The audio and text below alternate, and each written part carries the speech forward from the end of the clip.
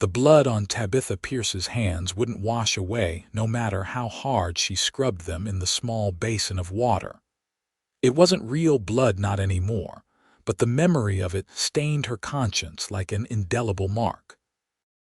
3 days she'd been holed up in this abandoned mining shack high in the Colorado mountains, and 3 days she'd been waiting for someone, anyone, to come for her. But as the autumn of 1878 painted the aspen trees gold around her makeshift refuge, Tabitha was beginning to believe no one would find her, or worse, the wrong people would.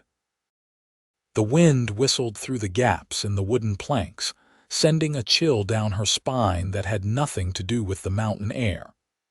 Tabitha wrapped the tattered blanket tighter around her shoulders, wincing as the movement aggravated the wound on her side. The bullet had only grazed her, but without proper care, the angry red line was becoming worrisome. She'd fled Valentine, the mining town where she'd been working as a schoolteacher, after witnessing something she shouldn't have. Judge Morton and his men had murdered a local rancher who'd refused to sell his land. Tabitha had seen it all from the schoolhouse window, and when the judge's eyes had met hers across the dusty street, she knew her life in Valentine was over. Her fingers trembled as she reached for the small derringer hidden in the folds of her skirt. 2 shots. That was all she had if they found her. It wouldn't be enough, but it was better than nothing. Tabitha moved to the grimy window and peered out at the vast wilderness surrounding her. She'd been lucky to find this place after her horse had gone lame. The abandoned mine had likely been deserted during the silver bust a few years back, but it offered shelter and a small hope of remaining hidden until she could figure out what to do next. The nearest town was at least 2 days' ride, and with no horse and dwindling supplies, her options were narrowing by the hour. The faint sound of hoofbeats in the distance made her blood run cold. They'd found her. Judge Morton's men had tracked her all the way up the mountain. Tabitha's hand closed around the derringer as she moved away from the window, pressing herself against the wall. The hoofbeats grew louder, more distinct. One rider, she thought. Perhaps she stood a chance after all. She held her breath as the rider approached, the rhythm of the hoofbeats slowing. Then they stopped altogether. Silence hung heavy in the air, broken only by the soft whicker of a horse and the creak of saddle leather as someone dismounted. Footsteps, cautious but determined, approached the door of the shack. Tabitha raised the derringer, her arm steady despite the fear coursing through her veins. The door swung open, and a tall figure filled the frame, backlit by the setting sun. The silhouette of a man, broad-shouldered and lean-hipped, wearing a wide-brimmed hat. A cowboy, not one of the judge's men in their fine suits and derby hats. Miss Pierce. The voice was deep, resonant with a slight drawl that spoke of Texas origins. Tabitha Pierce, the schoolteacher from Valentine. Tabitha kept the derringer aimed at his chest. Who wants to know? The man stepped forward, hands raised slightly to show he meant no harm.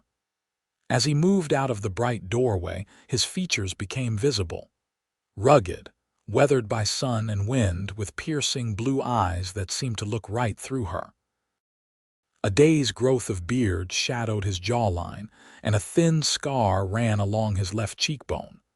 The name's Keegan Waite. Marshal Donovan sent me to find you. Marshal Donovan is dead, Tabitha said flatly. Judge Morton's men shot him when he tried to arrest them for murdering Robert Hewitt. A flicker of surprise crossed the man's face, followed quickly by a grin set to his mouth. When did this happen? 3 days ago, the same day I ran. Tabitha kept the derringer steady, though her arm was beginning to ache. If the marshal didn't send you, who did? Keegan Waite removed his hat, revealing dark hair that curled slightly at the ends. The marshal sent a telegram before he died, apparently. It reached the federal marshal's office in Denver. I was dispatched to bring you in to testify. You're a federal marshal. Her eyes narrowed suspiciously. "Deputy Marshal," he corrected, reaching slowly inside his vest. "My badge is in here. May I?" At her nod, he withdrew a silver star. It looked authentic, but Tabitha had learned the hard way that appearances could be deceiving. "How do I know Judge Morton didn't send you to silence me?" A hint of admiration flashed in Keegan's eyes. "Smart woman, you don't know, but if I wanted you dead, Miss Pierce, I wouldn't have announced myself." There was a certain logic to that. Still, Tabitha didn't lower her weapon. "Why should I trust you?" "Because right now, I'm your only chance of getting off this mountain alive." He glanced around the shack. "Judge Morton's got a posse of 6 men combing these hills for you. I passed them about 5 miles back, heading this way. We need to move."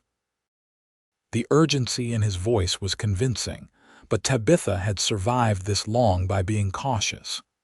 "If you're truly here to help me, you'll understand why I can't just trust your word." Keegan nodded slowly. "Fair enough. The Marshal's last words in his telegram were 'Tell her the sparrows remember.' Does that mean anything to you?" Tabitha's hand wavered. The phrase was from a conversation she'd had with Marshal Donovan just a week ago about a Bible passage she taught her students. No one else could have known that. Slowly, she lowered the derringer. "How do you plan to get us past Judge Morton's men?" A hint of a smile touched Keegan's lips. "I've been riding these mountains since I was a boy. I know paths the judge's city men wouldn't even recognize as trails." He gestured to her side, where a small bloodstain had seeped through her dress. "You're hurt." "It's nothing," she said automatically, though the wound throbbed with every heartbeat. Keegan stepped closer, his expression stern.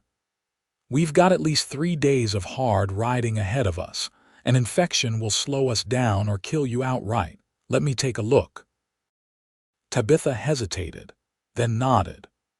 Privacy and modesty seemed secondary concerns when her life was at stake. She sat on a rickety chair and pulled back the torn fabric of her dress to reveal the angry red gash along her ribs. Keegan knelt beside her, his face betraying no emotion as he examined the wound. "Bullet? Yes," she admitted. "When I was fleeing Valentine, one of the judge's men took a shot as I was riding out of town." He reached into his saddlebag and withdrew a small leather kit. "This will hurt," he warned, uncorking a flask of whiskey.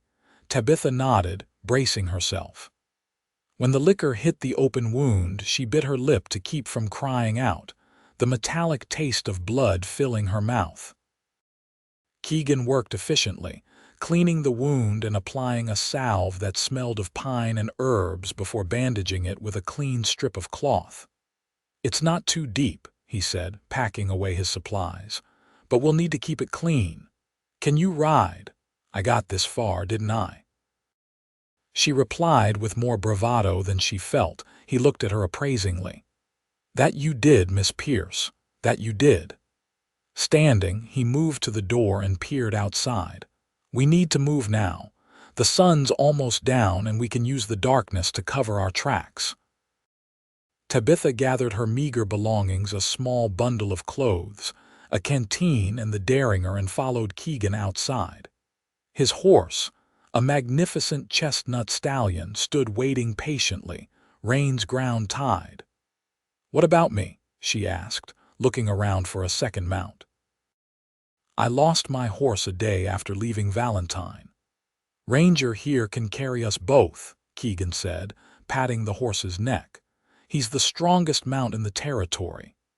Without warning, he placed his hands around her waist and lifted her onto the saddle as if she weighed nothing. Tabitha gasped, both at the sudden movement and the pain that shot through her side. Keegan swung up behind her, his chest solid against her back, arms encircling her as he took the reins. "Hold tight," he murmured, his breath warm against her ear. "The first part's steep." As they set off into the gathering dusk, Tabitha found herself simultaneously grateful for the warmth of another human being and uncomfortably aware of the intimacy of their position. Keegan Waite was a stranger. Yet here she was, trusting him with her life, pressed against him as they descended the mountain path. The trail Keegan chose was barely visible, winding through dense pines and across rocky scree that would have been treacherous even in daylight. He guided the horse with confidence, occasionally murmuring encouragement to both mount and rider. Tabitha marveled at his skill. Even in the deepening darkness, he never hesitated, never faltered. After what seemed like hours, they reached a small clearing beside a stream. Keegan reined in Ranger and dismounted in one fluid motion before helping Tabitha down. Her legs nearly buckled as her feet touched the ground, stiff from the ride and weak from days of poor sleep and little food. "We'll rest here for a few hours," Keegan said, steadying her with a hand on her elbow. "The horse needs water and you need rest." "What about Judge Morton's men?" Tabitha asked, glancing nervously at the darkness surrounding them. "They'll be making camp by now." "None of them are foolish enough to navigate these mountains at night." He began unsaddling Ranger, his movements efficient and practiced. "Besides, they'll be searching the higher elevations first. They won't expect you to have descended so quickly." Tabitha sank down on a fallen log, her exhaustion catching up with her all at once. "How did you find me so quickly?" Keegan led the horse to the stream before answering. "Tracks, mostly, and logic. There aren't many places to shelter in these hills if you don't know them. That old mining shack is one of the few structures still standing." He returned with his bedroll and canteen. "Drink," he ordered, handing her the water. Small sips. Tabitha obeyed, the cool liquid soothing her parched throat. Keegan busied himself gathering wood for a small fire, which he built in a depression in the ground, shielded from view by rocks and the dense underbrush.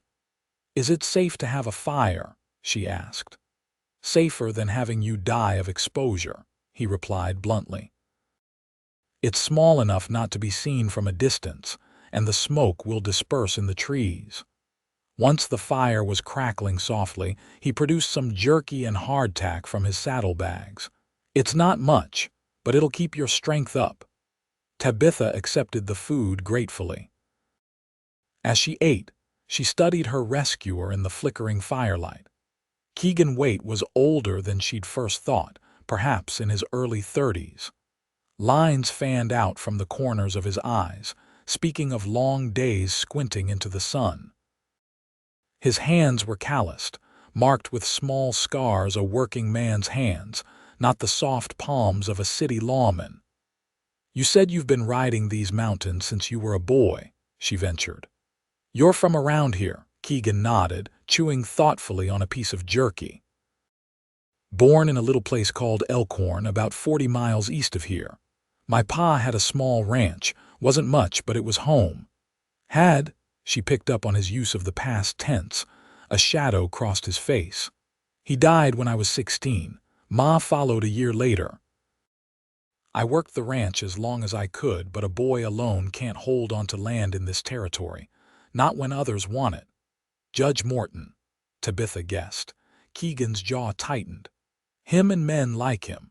They've been squeezing out small ranchers for years, building empires on the backs of honest folk." He stared into the flames. "I joined the Marshals after the war, figured I could do some good, protect people from men like Morton." "The war?" Tabitha looked at him with new understanding. He would have been young but old enough to fight. "Confederate cavalry," he said, a hint of defiance in his voice. "Not proud of the cause, but proud of the men I rode with. They taught me how to survive." He glanced at her. "What about you, Miss Pierce? What brought a fine lady like yourself to a rough place like Valentine?" Tabitha smiled wryly at being called a fine lady. Her worn dress and dirty hands hardly qualified for such a description. "I came west 3 years ago, after my parents died of influenza in Philadelphia. I had an aunt in Denver who offered me a home, but I wanted something more, I suppose." When I saw the advertisement for a schoolteacher in Valentine, it seemed like an opportunity for independence. A brave choice, Keegan observed. The frontier isn't kind to women alone. No, she agreed softly, but I've found that nowhere is particularly kind to women alone. She met his gaze across the fire. At least out here, the dangers are honest ones. You can see a rattlesnake before it strikes. In Philadelphia, the snakes wear fine suits and attend church on Sundays. A smile tugged at the corner of Keegan's mouth. You've got spirit, Miss Pierce. I'll give you that. Tabitha, she said suddenly, if we're going to be riding together for days, you might as well call me Tabitha. He tipped his head in acknowledgement. Tabitha, then, and I'm Keegan. He stirred the fire with a stick. You should get some sleep. I'll take first watch. Wake me for my turn, she insisted, unwilling to be a burden. Keegan looked like he wanted to argue but nodded. I'll wake you in 4 hours. Tabitha settled onto the bedroll he'd laid out for her, wrapping herself in the blanket he provided. Despite her exhaustion, sleep was elusive. Every rustle of leaves in the night breeze made her tense, imagining Judge Morton's men closing in on them. Eventually, the steady rhythm of Keegan's breathing and the soft sounds of the horse grazing nearby lulled her into a restless slumber. She dreamed of Valentine, of children's laughter in her schoolhouse, of the moment she looked up to see Robert Hewitt pleading for his life before Judge Morton's gun barked and silenced him forever. She dreamed of running, endlessly running, with no destination and no hope. A hand on her shoulder startled her awake. Tabitha bolted upright, reaching instinctively for her derringer before recognizing Keegan's silhouette in the dim glow of the banked fire. Easy, he murmured. You were having a nightmare. Tabitha took a shuddering breath, pushing back her tangled hair. I'm sorry, don't be. He offered her a canteen. It's only been 2 hours. Go back to sleep if you can. No, she said firmly, taking a sip of water. I'll take watch now. You need rest too. Keegan studied her for a long moment, then nodded. Wake me at the first sign of trouble or when you see the eastern sky beginning to lighten. We need to be moving before dawn. He settled onto the ground nearby, hat pulled low over his eyes. Within minutes, his breathing deepened and slowed. Tabitha envied his ability to find sleep so quickly. The night stretched on, quiet except for the occasional hoot of an owl or the distant cry of a coyote. Tabitha kept her vigil, alert for any sound that might indicate pursuit. As she watched over Keegan's sleeping form, she wondered about the man who had come for her when no one else would. What drove a former Confederate soldier to become a federal lawman? What had shaped those lines of both hardness and compassion in his face? The eastern sky was just beginning to pale when Tabitha gently touched Keegan's shoulder. He was instantly awake, hand moving to the revolver at his hip before recognition dawned in his eyes. Dawn's coming, she said softly. He nodded, rising to his feet in one smooth motion. They broke camp quickly and efficiently, erasing all signs of their presence. As Keegan saddled Ranger, Tabitha approached the stream to fill their canteens and splash water on her face. The cold shock helped clear the fog of fatigue from her mind. When she returned, Keegan was waiting, already mounted. He reached down and swung her up in front of him once more. As they set off, Tabitha noticed he took a different route than the one they had arrived by. We're headed west, she observed. Denver is east. We're not going to Denver, Keegan replied, guiding the horse through a dense thicket of aspens. Not directly. Judge Morton will have men watching all the main roads and passes. We're taking the long way around through the high country and down into the San Luis Valley. From there, we can circle back to Denver along routes his men won't expect. How long will that take? 5, maybe 6 days if the weather holds. His arms tightened slightly around her as the horse picked its way over a particularly rocky section of trail. There's a small trading post about a day's ride from here. We can resupply there and get you a proper mount." The day passed in a blur of changing terrain. They climbed through forests of pine and spruce, emerged above the tree line into windswept alpine meadows, then descended again into sheltered valleys. Keegan set a punishing pace, pushing Ranger to his limits while still being mindful of the animal's endurance. They stopped only briefly to rest and water the horse, consuming jerky and hardtack on the move. By mid-afternoon, Tabitha's side was throbbing relentlessly, and she was finding it increasingly difficult to stay upright in the saddle. When they paused at a small creek to water Ranger, Keegan noticed her pallor. "Let me check your wound," he said, lifting her down from the saddle with gentle hands. Tabitha didn't protest as he eased back her dress to examine the bandage. A small spot of blood had seeped through, but the wound showed no signs of infection. "It's healing," he said, relief evident in his voice. "But you're pushing yourself too hard. You need to rest." "We can't afford to stop," she argued weakly. Keegan's expression was unyielding. "We can afford an hour. Ranger needs it, and so do you." He helped her to a flat rock beside the creek, then unsaddled the horse to let him graze freely. Retrieving a small packet from his saddlebags, he returned to Tabitha's side. "Chew this," he instructed, handing her a small piece of willow bark. "It'll help with the pain." Tabitha accepted it gratefully, grimacing at the bitter taste. As she chewed, Keegan disappeared into the trees, returning a short time later with a handful of wild berries. "It's not much," he apologized, offering them to her. "It's perfect," she said sincerely, savoring the burst of sweetness on her tongue. "Thank you." They sat in companionable silence for a while, the sound of the creek and Ranger's occasional snort the only interruption.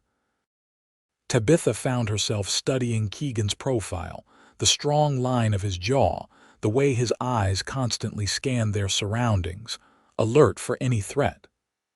"Why did you really come for me?" she asked suddenly. "You could have ignored that telegram or passed it on to someone else."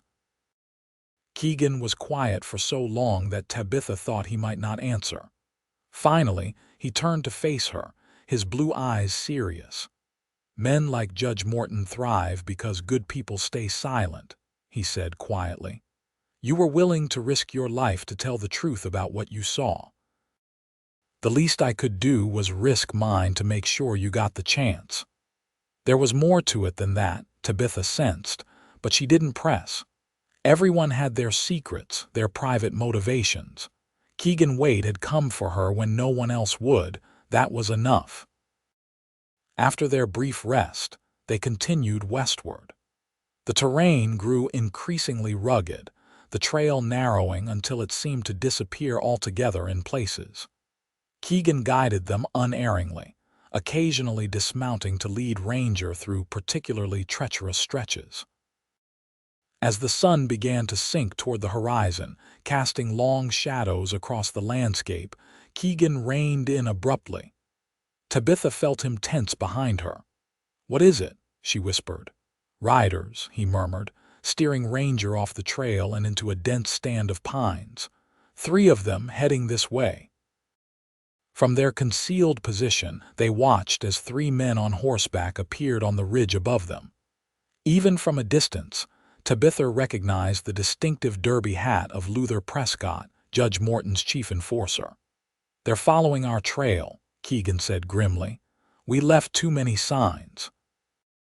Tabitha's heart hammered in her chest as the men halted, scanning the area below. One of them pointed in their direction, and Prescott nodded, spurring his horse down the slope. "If they find us, I want you to take Ranger and ride west," Keegan said, his voice low and urgent in her ear. "Follow the creek we crossed earlier. It will lead you to the trading post." "I'm not leaving you," Tabitha protested. "This isn't a debate," he growled. "If it comes to a fight, I need to know you're safe." Before she could argue further, the crack of a rifle shot split the air. A bullet thudded into a tree trunk inches from Keegan's head, sending bark flying. "Go!" Keegan shouted, drawing his revolver and pushing her forward in the saddle. Now, instead of obeying, Tabitha slid off the horse on the side away from the gunman, pulling Keegan with her.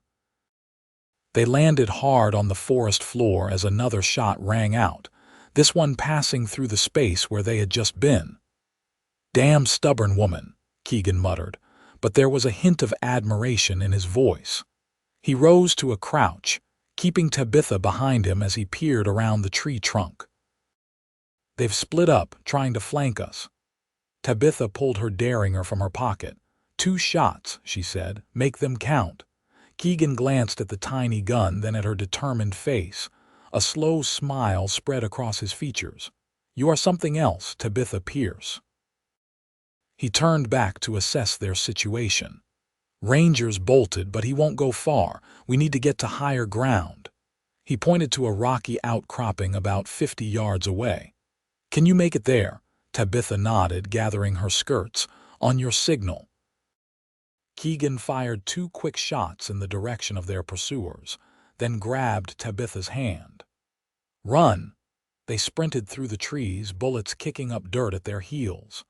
Tabitha's side burned with every step, but fear and determination kept her going. They reached the rocks and scrambled up, finding shelter behind a large boulder. Panting, Keegan reloaded his revolver. "Stay low," he instructed. "I'm going to try to pick them off one by one." "There are 3 of them and only 1 of you," Tabitha pointed out.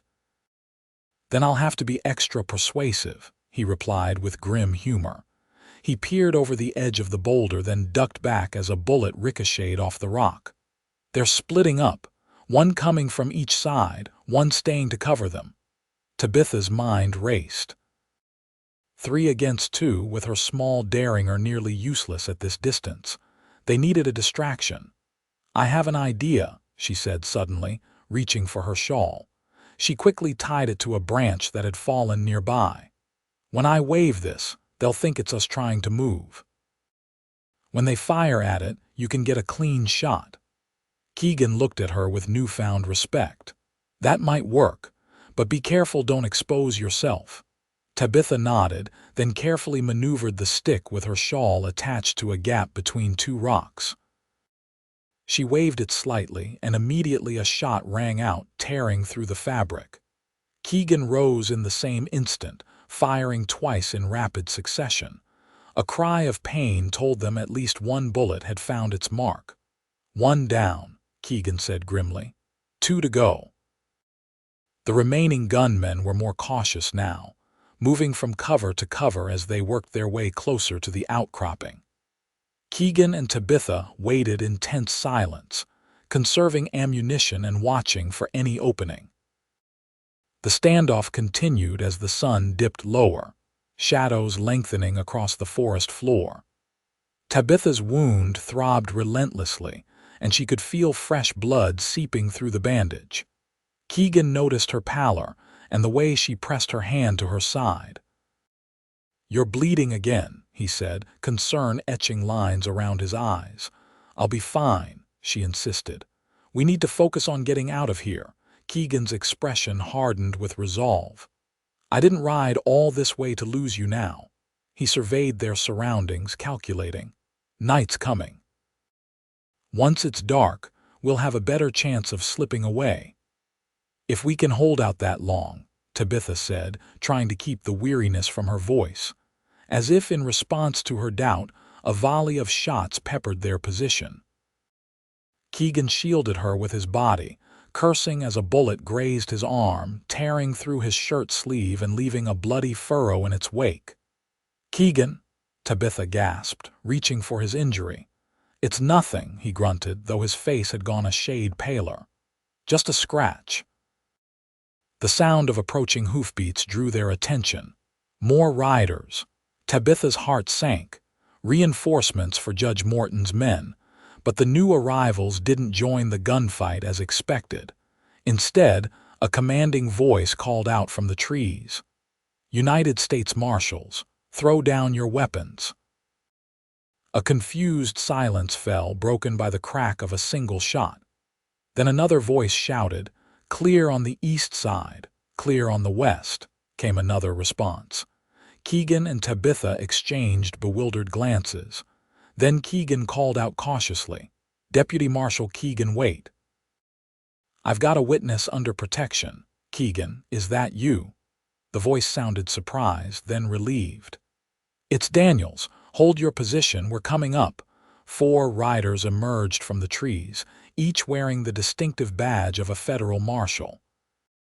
The lead rider, a barrel-chested man with a graying mustache, dismounted and approached the outcropping, hands visible. "Marshal Daniels," Keegan said, standing slowly and helping Tabitha to her feet. "How did you find us?" "Got your message from Denver about heading to the trading post," Daniels explained. "When we heard Judge Morton's men were combing the hills, we figured you might need backup." He looked at Tabitha, then back to Keegan. "This the school teacher, the witness." "Tabitha Pierce," Keegan confirmed, keeping a steadying hand on her elbow. "She saw Judge Morton murder Robert Hewitt in cold blood." Daniels nodded grimly. "We've been building a case against Morton for months. Your testimony could be the key to bringing him down, Miss Pierce." "What about the men who were shooting at us?" Tabitha asked, looking around nervously. "2 dead, 1 wounded and in custody," Daniels reported. "Luther Prescott took a bullet to the shoulder. He's already singing like a canary, hoping for leniency." Relief washed over Tabitha, making her knees buckle. Keegan caught her before she could fall, his strong arms supporting her weight. "She's wounded and exhausted," he told Daniels. "We need to get her to a doctor." "There's one at the trading post," Daniels said. "It's only about 3 miles from here. Can she ride?" Keegan looked down at Tabitha, who straightened with effort.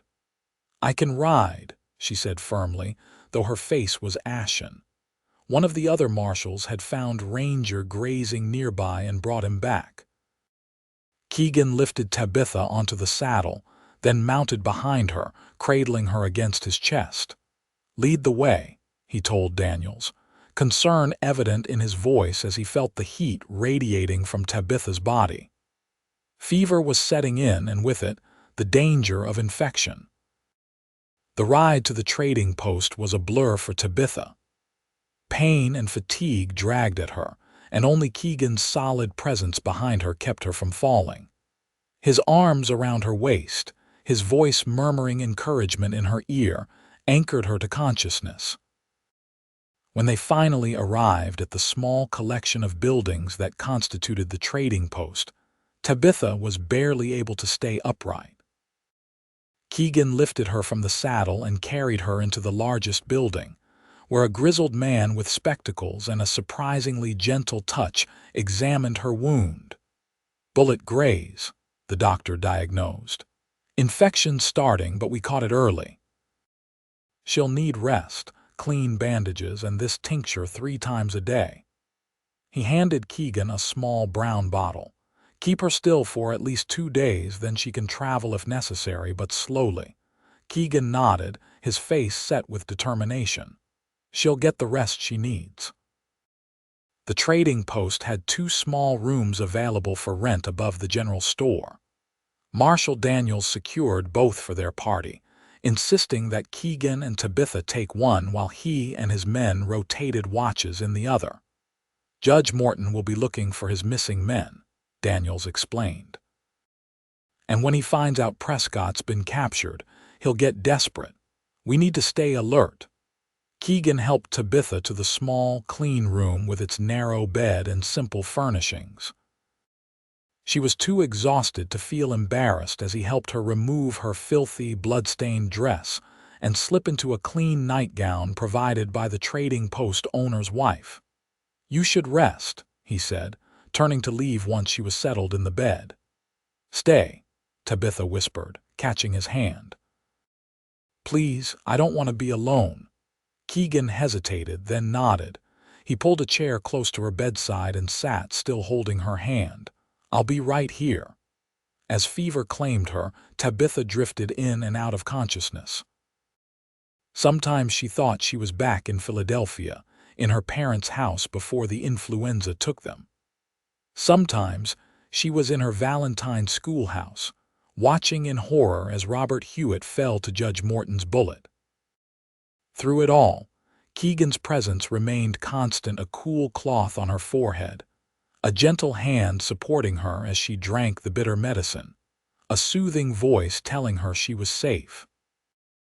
On the second night, when the fever broke and clarity returned, Tabitha awoke to find Keegan still beside her, his head resting on the edge of her bed as he slept in the uncomfortable chair. In the dim light of the single lantern, she studied his face, relaxed in sleep, the hard lines softened. She reached out tentatively, her fingers hovering above his cheek before withdrawing without making contact. What was happening to her? This man was a stranger, a lawman doing his duty. Yet in the span of 3 days, he had become more than that, a protector, a companion, perhaps even a friend.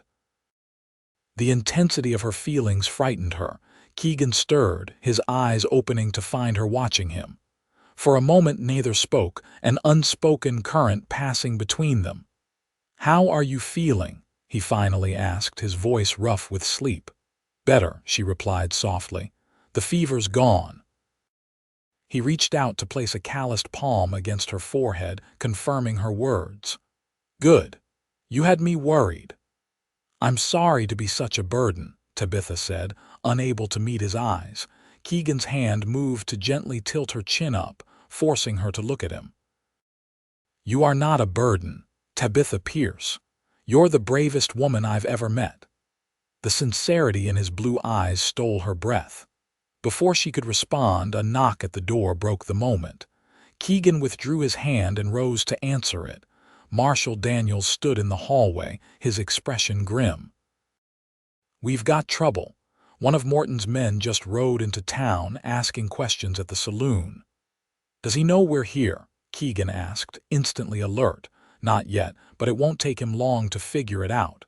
This place isn't exactly bustling with visitors." Daniels glanced past Keegan to Tabitha. "How is she?" "Fever's broken," Keegan replied, "but she's still weak." "Can she travel?" Daniels pressed. "We need to move before more of Morton's men show up." Keegan turned to Tabitha, who had struggled to sit up in bed. "What do you think? Can you ride?" Tabitha took stock of her condition. The wound still ached, but the burning fever was gone and her head was clear. "Yes," she said firmly. "I can ride. We'll leave before dawn," Daniels decided. "I've sent one of my men to secure fresh horses. The rest of us will create a diversion to draw Morton's man away from the trading post, while you two slip out the back." After Daniels left, Keegan helped Tabitha dress in clean clothes provided by the storekeeper's wife, a simple blue calico dress and sturdy boots that were a bit too large but serviceable. "You should try to get more sleep," he suggested, noting the shadows under her eyes. "We have a few hours before we need to leave." Tabitha nodded, settling back onto the bed. Keegan resumed his vigil in the chair, but she patted the space beside her.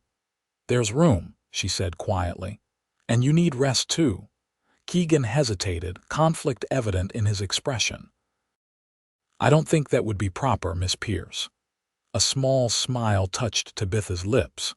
"We're long past proper, Deputy Marshal. We've spent 3 days riding together, you've tended my wounds, and we've faced death side by side. I think we can share a bed for a few hours of sleep without compromising my virtue." After a moment's consideration, Keegan nodded and carefully stretched out beside her, keeping a respectful distance between them. Despite his efforts to stay awake and alert, exhaustion soon claimed him. Tabitha watched as his breathing deepened and his features relaxed. On impulse, she reached out and gently brushed a lock of dark hair from his forehead.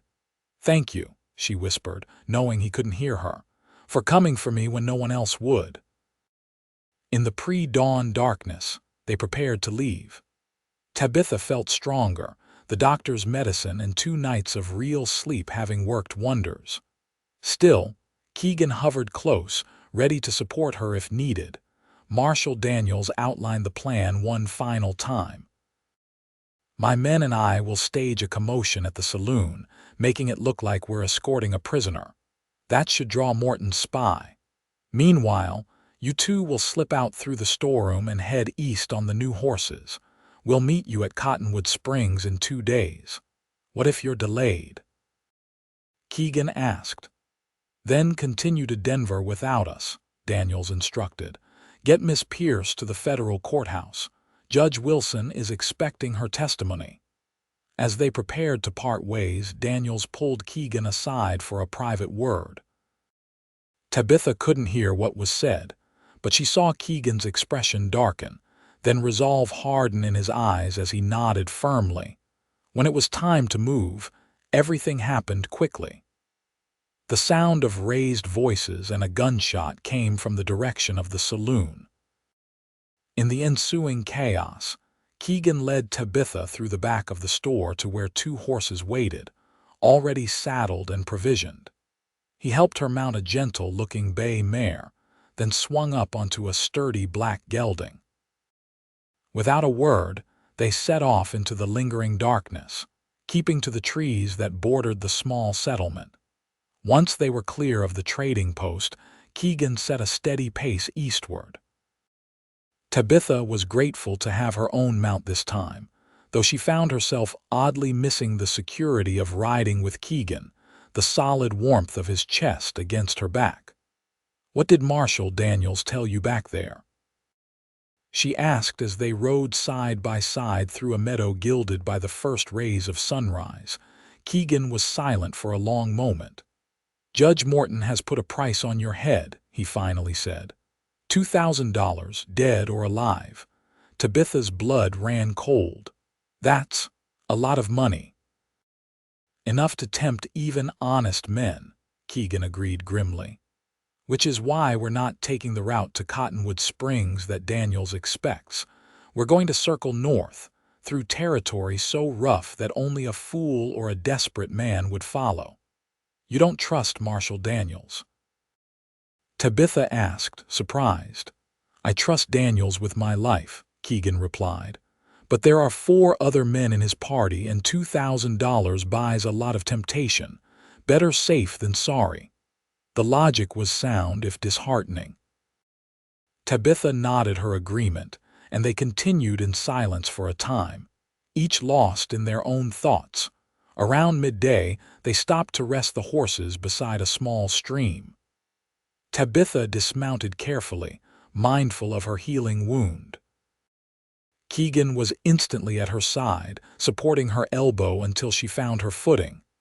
"I'm not made of glass," she protested mildly. "No," he agreed with a small smile. "More like iron, but even iron needs tending sometimes." He unsaddled the horses while Tabitha spread out a simple meal from their provisions: bread, cheese, and dried apples. They ate in companionable silence, enjoying the peaceful surroundings and the warm autumn sun.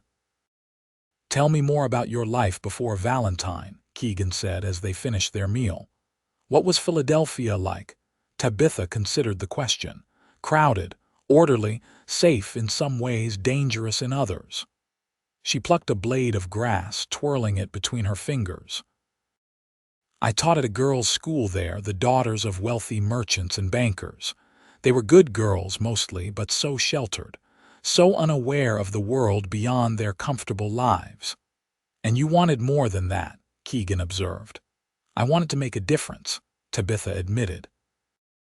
"After my parents died, there was nothing holding me to Philadelphia. I could have stayed, continued teaching at the same school, lived a quiet, predictable life. But I kept thinking about all the children out west who had no schools, no education. When I saw the advertisement for Valentine." "You saw an opportunity to matter," Keegan finished for her, their eyes met, understanding passing between them. "Yes," Tabitha said softly, "exactly that. And did you matter, I mean?" A smile touched her lips. "I like to think so before." Everything happened. I had 23 students, ages 6 to 16. Children who might never have learned to read or write otherwise. Children who might grow up to build something better than what exists now. Keegan nodded, his expression thoughtful. That's a fine legacy, Tabitha Pierce.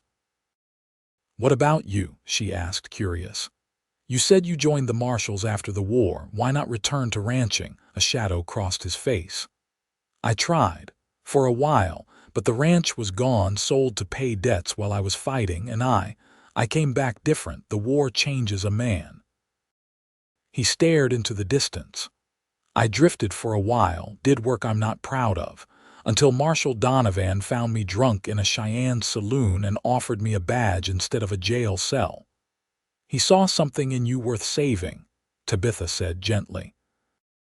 He was a good man, Keegan agreed, sadness evident in his voice. One of the best I've known. His death is a loss to more than just the law. They fell silent, each honoring in their own way the man whose last act had been to send for help for Tabitha. After a few minutes, Keegan rose and began saddling the horses. We should keep moving, he said. I want to reach the foothills before dark. They rode through the afternoon, the terrain gradually becoming more rugged as they approached the mountains. Keegan set a pace that was challenging but not punishing, frequently checking on Tabitha to ensure she wasn't overtaxing herself. As the sun began to set, he led them to a sheltered hollow surrounded by large boulders that would block the wind and hide the glow of a small fire. They made camp efficiently, Keegan tending the horses while Tabitha gathered wood and prepared a simple supper from their supplies. The night was clear and cool, stars emerging like diamonds scattered across black velvet. After they ate, Tabitha and Keegan sat side by side near the fire, sharing a canteen of coffee laced with a small measure of whiskey for medicinal purposes, as Keegan put it with a wink. How much further to Denver? Tabitha asked, savoring the warmth of the coffee and the subtle burn of the whiskey. 3 days, maybe 4, depending on the weather and how you're holding up, Keegan replied, stirring the fire with a stick. Once we cross the North Pass tomorrow, we'll be in safer territory. Morton's influence doesn't extend far beyond Valentine and the surrounding counties. And then what happens?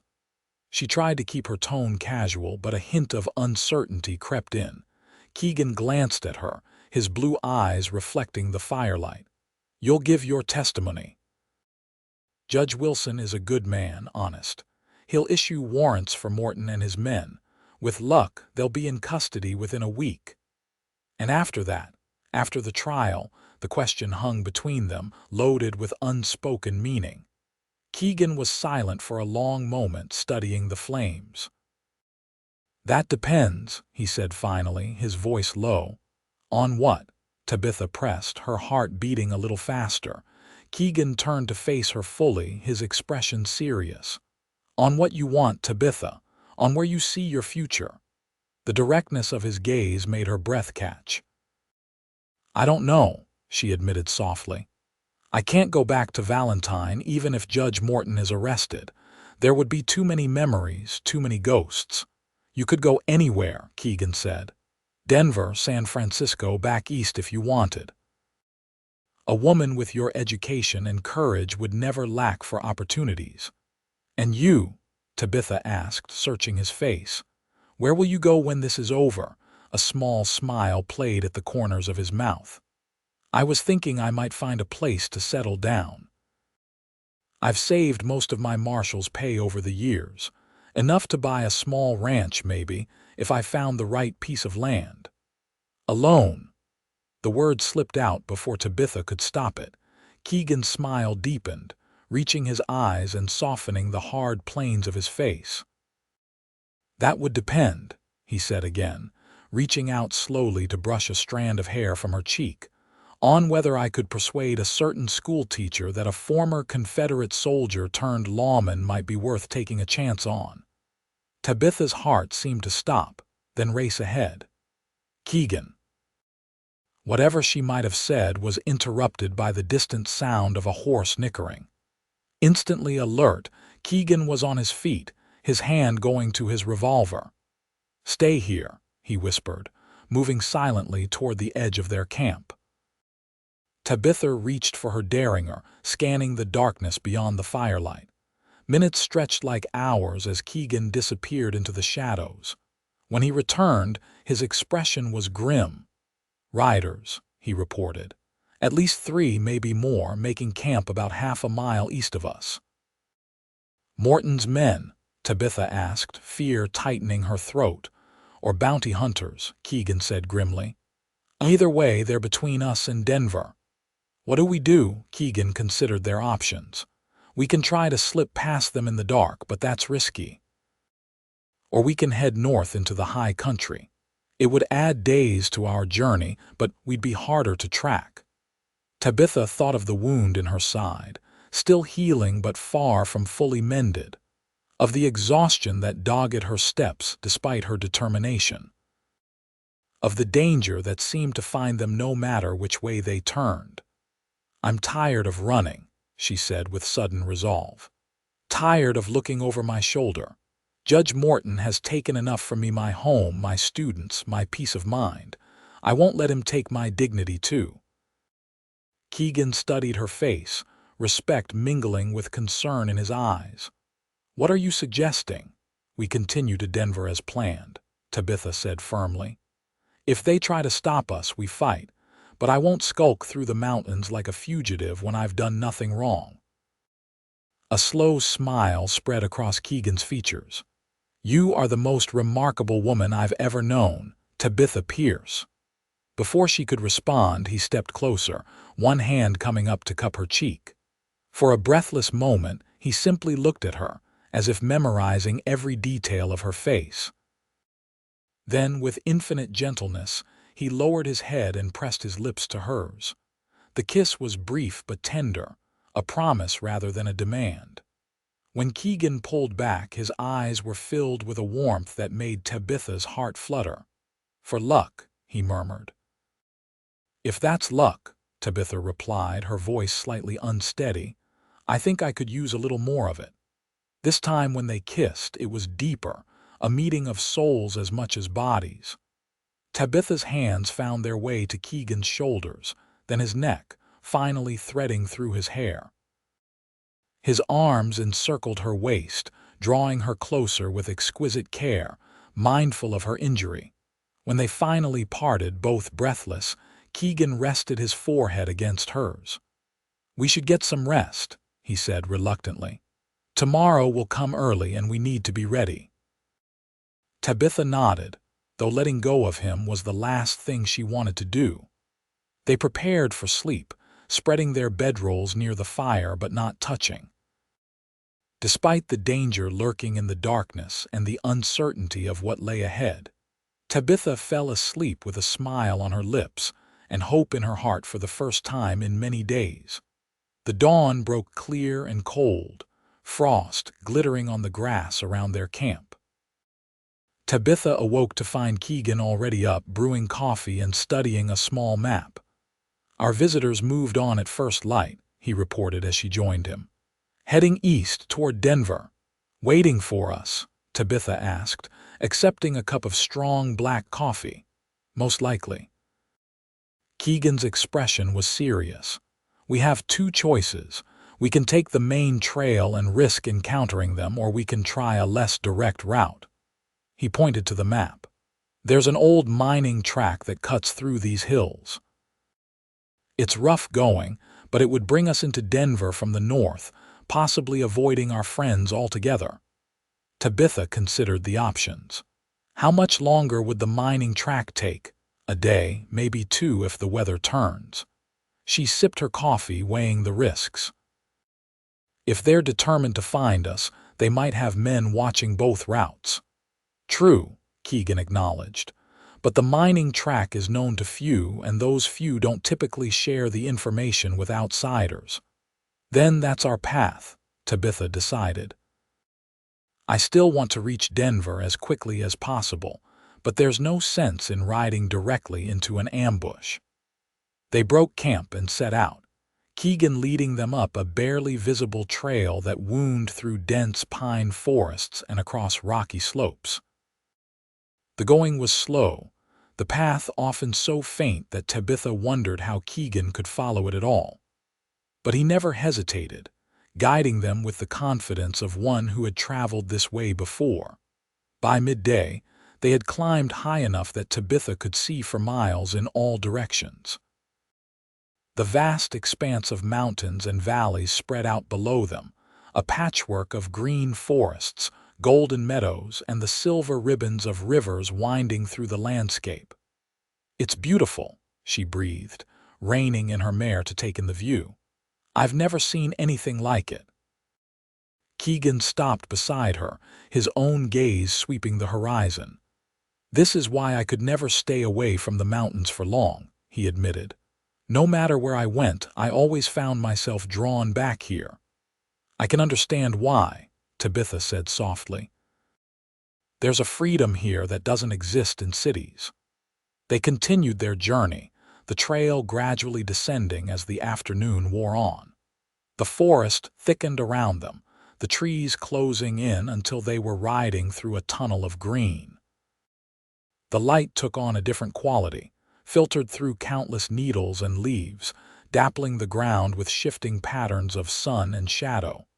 It was in this half-light that Keegan suddenly raised his hand, signaling Tabitha to stop.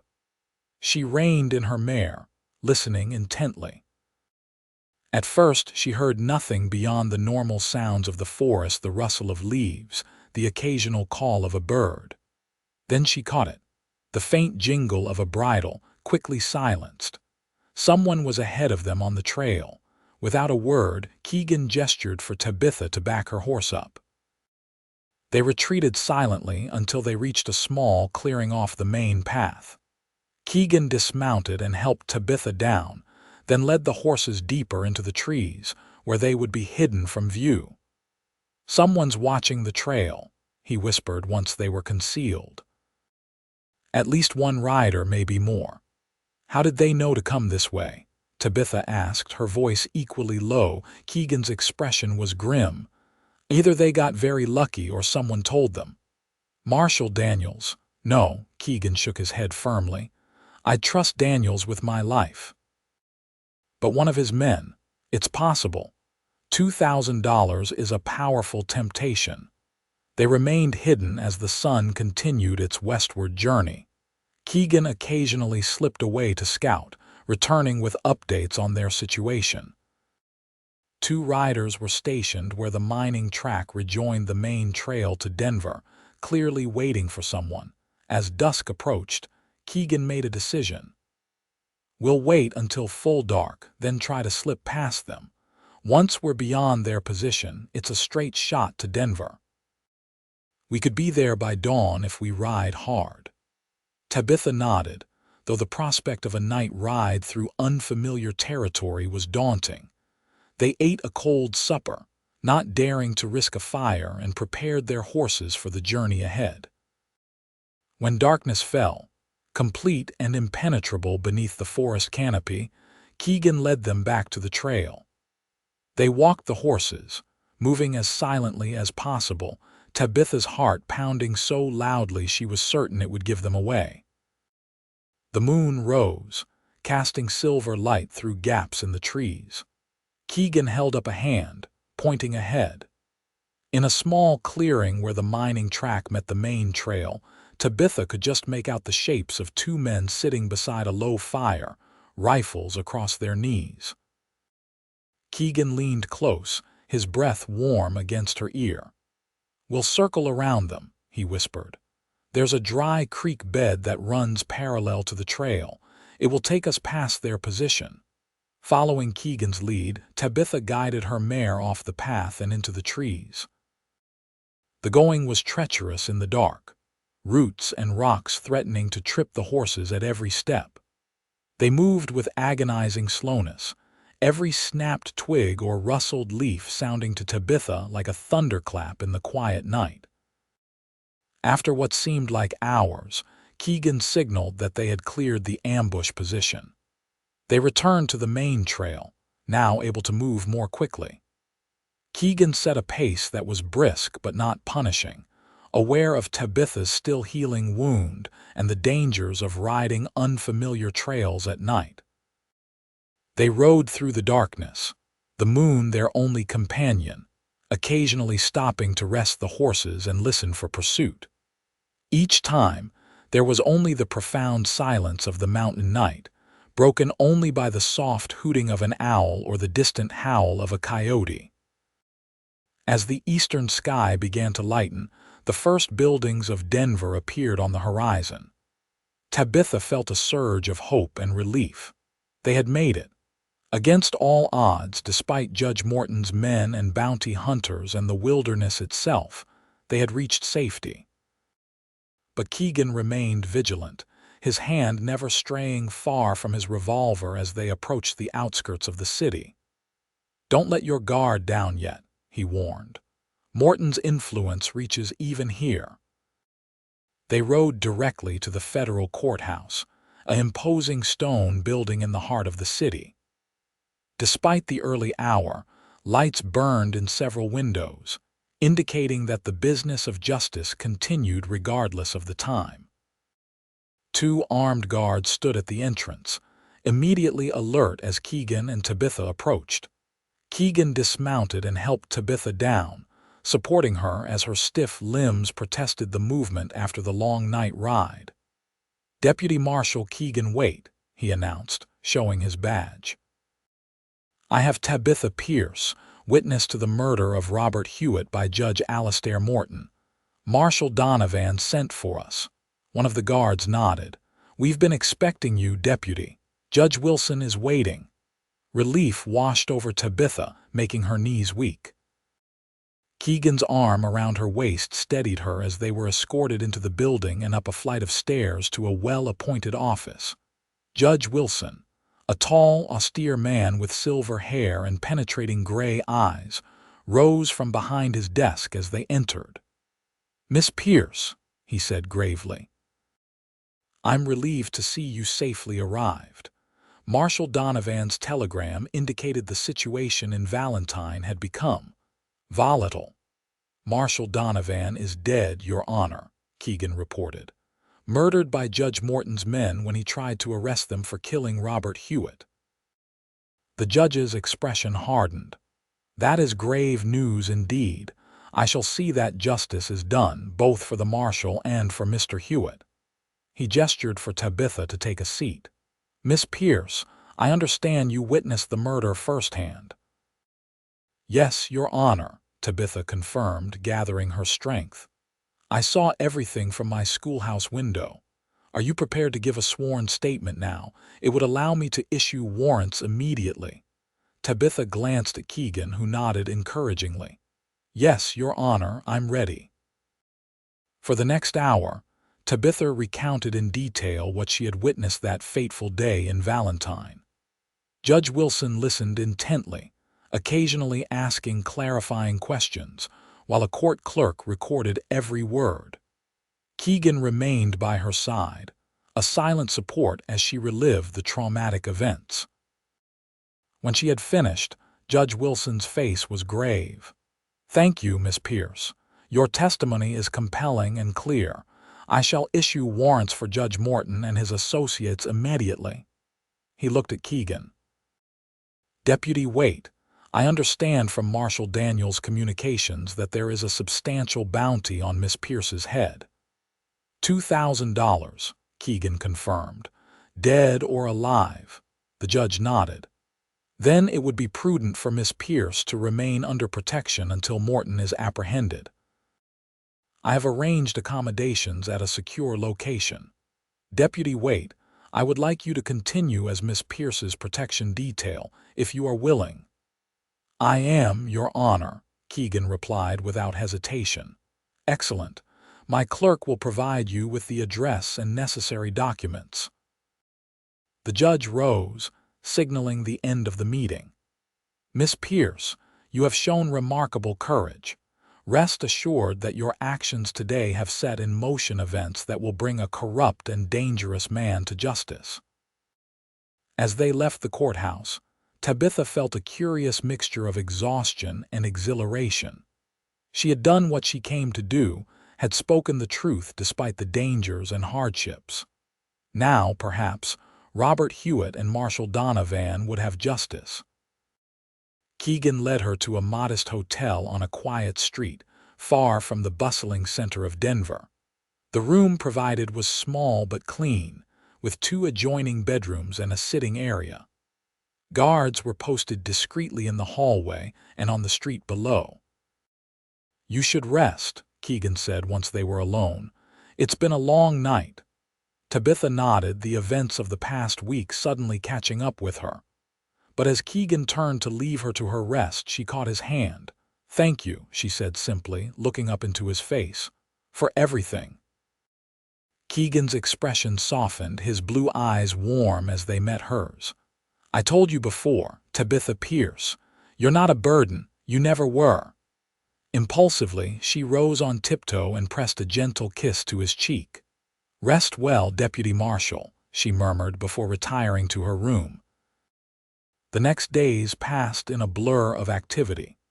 Federal marshals were dispatched to Valentine with warrants for Judge Morton and his associates. Tabitha gave additional testimony, filling in details and answering questions as the prosecution built its case. Through it all, Keegan remained by her side, a constant, reassuring presence. In the evenings, they would share simple meals in their rooms, talking long into the night. Tabitha learned about Keegan's childhood on the small ranch near Elkhorn, about his time in the Confederate cavalry, and his journey to redemption through the Marshal's service. In turn, she told him of her own past, her sheltered upbringing in Philadelphia, the devastating loss of her parents, and her determination to forge a new path for herself in the West. With each conversation, each shared memory and revealed secret, the connection between them deepened. What had begun as a professional relationship, lawman and witness, had evolved into something more profound. A bond forged in danger and strengthened by mutual respect and growing affection. On the 4th day after their arrival in Denver, news came that Judge Morton had been arrested without incident. His network of corruption had crumbled quickly once the federal warrants were issued, his former allies turning against him to save themselves. That evening, Judge Wilson summoned them to his chambers to deliver the news personally. "The case against Morton is ironclad," he informed them. In addition to Miss Pierce's testimony, we have statements from several of his former associates, including Luther Prescott, who has agreed to testify in exchange for leniency. "When will the trial begin?" Tabitha asked. "Within the month," the judge replied, "and I have no doubt of the outcome.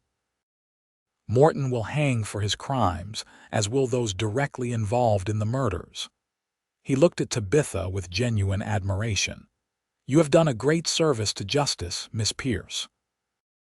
Because of your courage, a corrupt official has been removed from power and will face the consequences of his actions."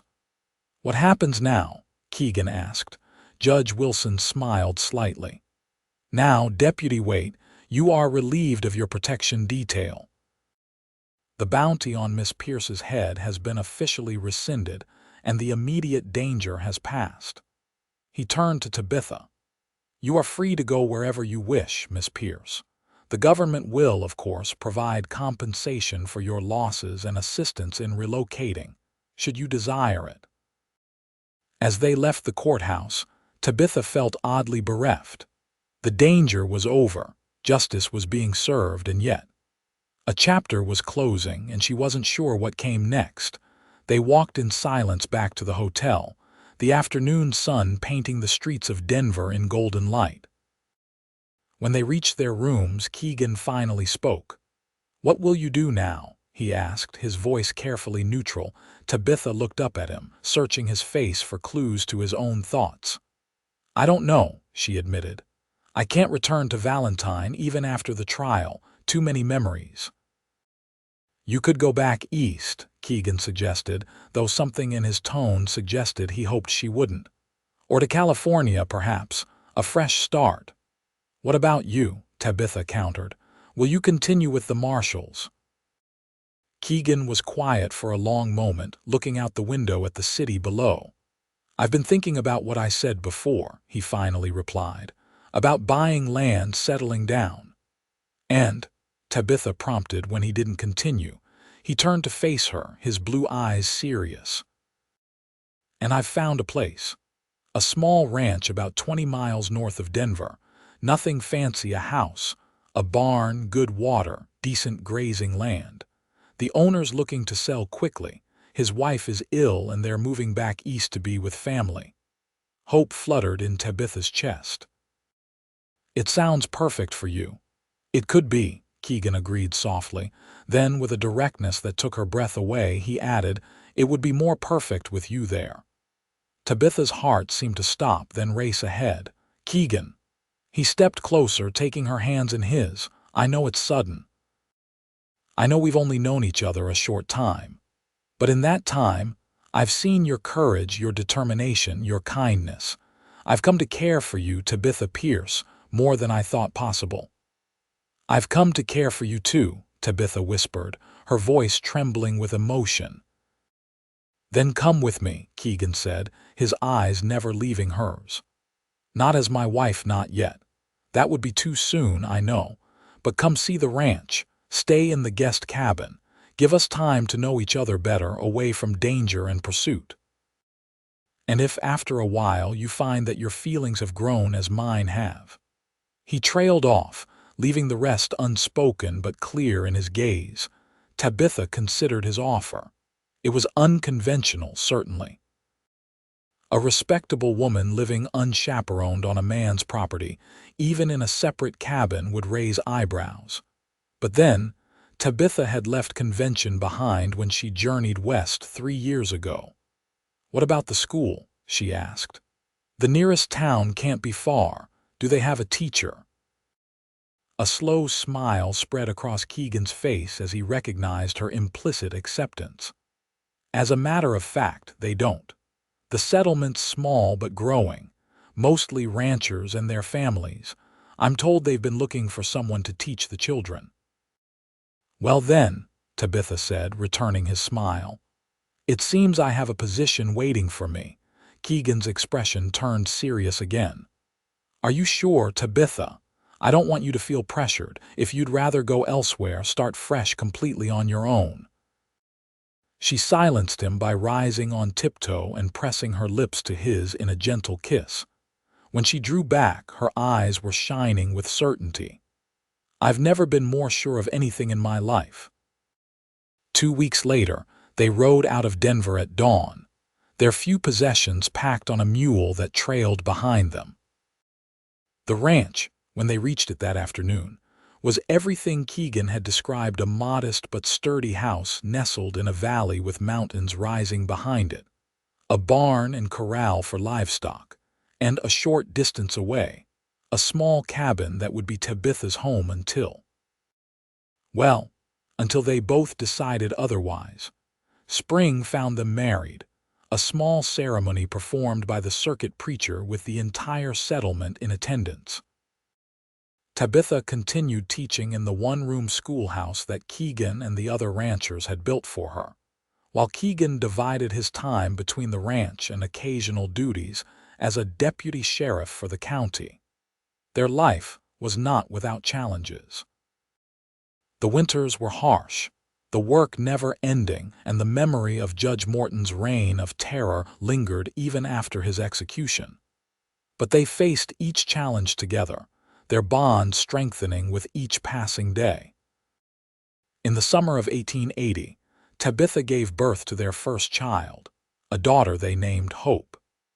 As she watched Keegan hold their newborn with gentle hands that had once wielded guns and delivered justice, Tabitha reflected on the strange, winding path that had brought her to this moment.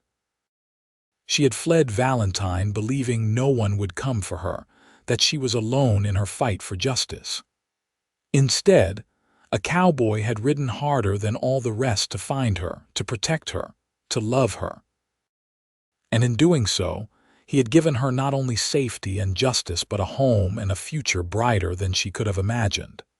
As the years passed, their family grew. A son joined their daughter, then another daughter. The ranch prospered, the school flourished, and Tabitha and Keegan built a life rich in purpose and love. Sometimes, on clear summer evenings, they would sit on the porch of their home, watching their children play in the yard while the sun set behind the mountains. "You ever regret it?" Keegan asked her once, his arm warm around her shoulders.